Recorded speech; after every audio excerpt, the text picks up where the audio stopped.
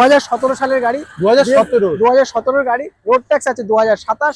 এরকম না, মার্কেটে যা দাম চলছে মোটামুটি 12, 13, 14 এরকম দাম চলছে। আমার অত দাম লাগবেও না, তাহলে আমার কাছে সর্দার মোটরসে কেন আসবে? এটাই তো হচ্ছে কথা। অথচ গাড়িটা একদম পুরো নিট অ্যান্ড ক্লিন, মানে কোথাও একটা ডেন্টিং পেন্টিং, অরিজিনাল পেন্টের সঙ্গে টায়ার থেকে শুরু করে কোনো জায়গায়।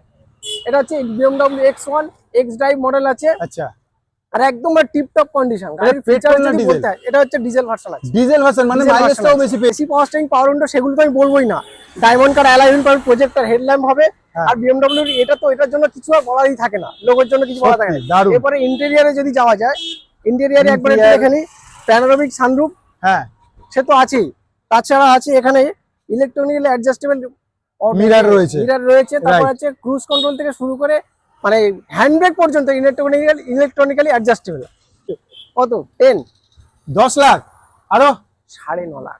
9.5 লাখ 50,000 এ BMW X ড্রাইভ মডেল আছে, 20D মডেল আছে। করা হবে তাই তো? নিশ্চয়ই বাইকের দামে একটা ভালো বাইক কিনা। আমার কিন্তু ইউজ বাইকেরও শোরুম আছে। আচ্ছা, তো সেই ক্ষেত্রে একটা বাইকের এখন একটু ভালো বানানোর বাইক কিনতে গেলে 1.5 থেকে 2 লাখ টাকা মোটামুটি লাগে। ইউজ বাইক বলছি, কিন্তু নর্মালি বাইক 30-40 হাজার টাকার বাইক পাওয়া যায়। কিন্তু সেই টাকায়, বাইকের টাকায় আজ কিন্তু একটা 4 হুইলার, এটা নয় এরকম 2003-4 সালের গাড়ি নয়, 2019-এর গাড়ি।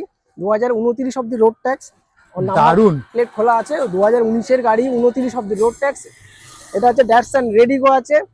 আর গাড়িটা টি মডেল আছে, মানে অলমোস্ট টপ মডেল গাড়ি আছে। এসি, পাওয়ার স্টিয়ারিং, পাওয়ার উইন্ডো তো ওগুলো আছে। তার সঙ্গে সেন্টার লক।